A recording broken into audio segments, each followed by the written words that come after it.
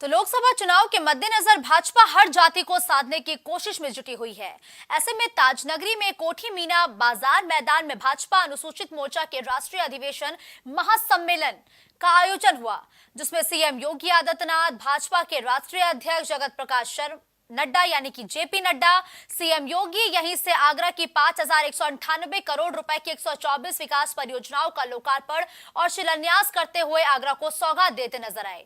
जानकारी के मुताबिक राष्ट्रीय अधिवेशन में प्रदेश के अलावा मध्य प्रदेश, राजस्थान, हरियाणा, उत्तराखंड और दिल्ली के एससी प्रतिनिधि भी शामिल हुए। मध्य प्रदेश और राजस्थान के डिप्टी सीएम, 4 केंद्रीय मंत्री, उत्तर प्रदेश सरकार के 8 मंत्री और 50 से ज्यादा विधायक और प्रतिनिधि भी इस अधिवेशन में शामिल होने पहुंचे। यहां सीएम ने पीएम की तारीफ करते हुए कहा कि सरकार हर गरीब के लिए काम कर रही है।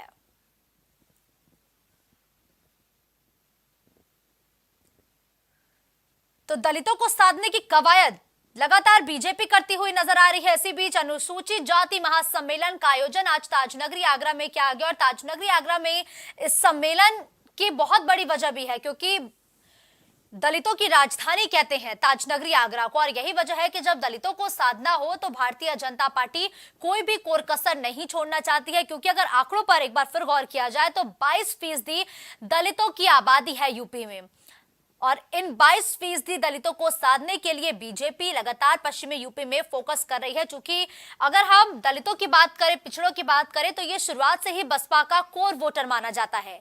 ऐसे में कोर वोटर में लगातार गिरावट तो देखने को मिली है, बसपा को नुकसान तो हुआ है, लेकिन बसपा को और ज्यादा चोट पहुंचाने के लिए, अखिलेश के पीडीए के नारे को पूरी तरीके से ध्वस्त करने के लिए भारतीय जनता पार्टी अनुसूचित जाति महासम्मेलन का आज आयोजन करती हुई नजर आई है।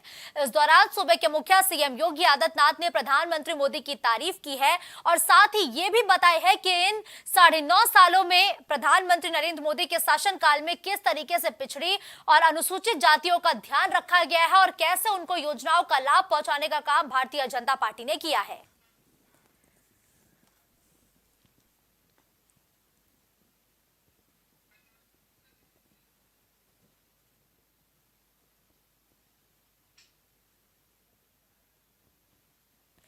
और वही परिवारवाद के मुद्दे पर भी लगातार बीजेपी के नेता लगातार हमलावर रहते हुए नजर आ रहे हैं। जहां एक तरफ प्रधानमंत्री मोदी जम्मू कश्मीर दौरे पर पहुंचे, परिवारवाद पर उन्होंने जबानी वार किया, तो वहीं आज परिवारवाद के मसले पर नड्डा भी हमलावर नजर आए। जेपी नड्डा ने राजनीति में परिवारवाद पर हमला बोला, कहा अब्दुल्ला, महबूबा मुफ्ती, चौटाला, उत्तर प्रदेश में अखिलेश, डिंपल की पार्टी परिवारवाद की पार्टी है। और साथ ही साथ जेपी नड्डा ने अपने शासनकाल की उपलब्धियों को भी गिनाया। नड्डा ने साफ तौर पर कहा कि कांग्रेस सरकार ने बाबा साहेब का अपमान ही किया है। इंदिरा गांधी ने खुद को भारत रत्न दे डाला, लेकिन अंबेडकर जी को नहीं दिया। जब तक हमारी सरकार नहीं आई, हमारी सरकार में ही बाबा साहेब को भारत रत्न दिया है। कांग्रेस तो बाबा साहेब का अपमान करती हुई नजर आती है। तो साफ तौर पर आज जेपी नड्डा ने कहा कि कांग्रेस सरकार ने बाबा साहब का अपमान किया है।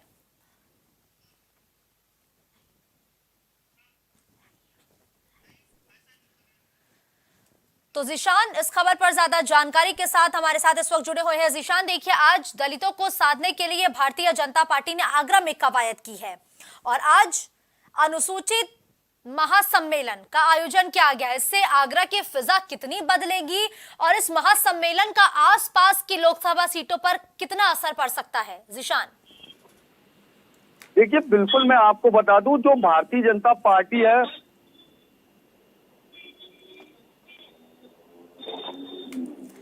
जी जीशान, क्या आपको मेरी आवाज आ रही है?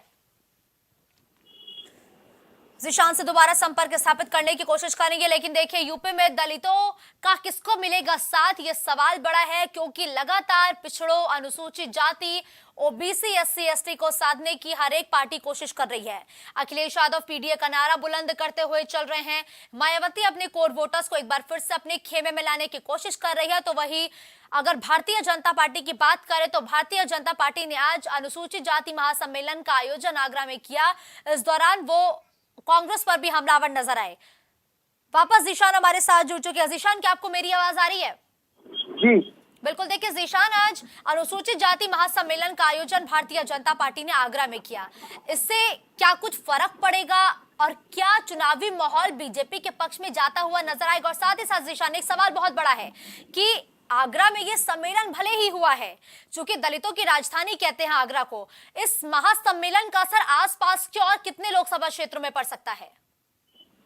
देखिए मुस्कान, बिल्कुल मैं आपको बता दूं, भारतीय जनता पार्टी लोकसभा चुनाव को लेकर सभी जातियों को साधने में लगी है।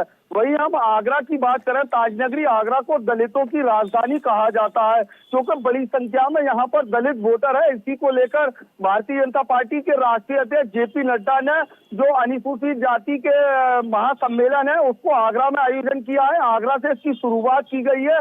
इस आयोजन में, इस महासम्मेलन में उत्तर प्रदेश सरकार के मुख्यमंत्री योगी आदित्यनाथ भी शामिल थे, जिसमें आगरा में एक बड़ी सौगात उन्होंने दी है कि 5,198 करोड़ की परियोजनाओं का शुभारंभ किया। वहीं दलित जो आगरा को दलितों की राजधानी कहा जाता है, दलितों को साधने के लिए ये अधिवेशन किया गया है। वहीं जो दलितों की मांग थी, आगरा फोर्ट रेलवे स्टेशन का नाम बदलकर डॉक्टर भीमराव अंबेडकर किया जाए, वहीं उत्तर प्रदेश के मुख्यमंत्री योगी आदित्यनाथ ने आज ये घोषणा की है कि जो Agra fort metro railway station है उसके नाम की घोषणा की है, डॉक्टर भीमराव अंबेडकर का नाम रहेगा।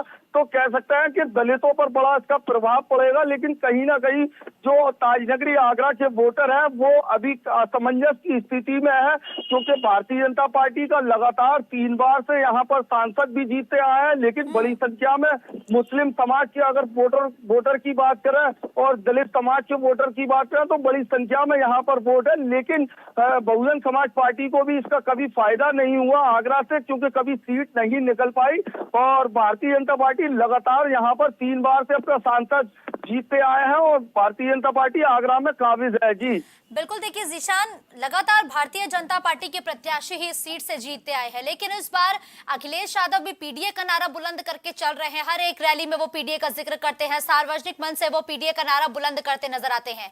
क्या भारतीय जनता पार्टी के सम्मेलन के आगे अखिलेश यादव की जो पीडीए की रणनीति है वो काम आ सकती है क्या आगरा में?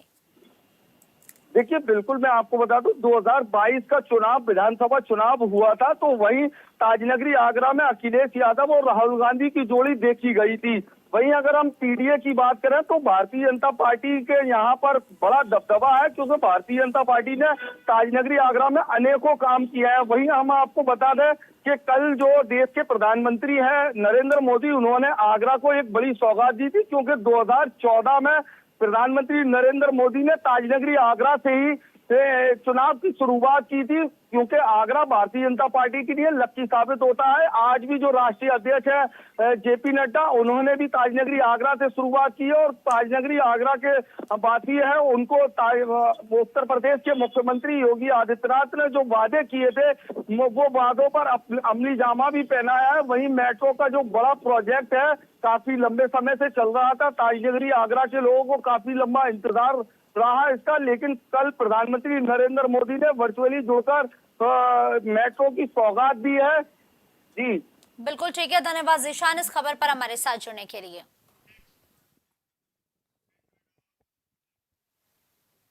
यूपी सरकार लगातार अवैध मदरसों की जांच करा रही है। ऐसे में जांच के लिए एसआईटी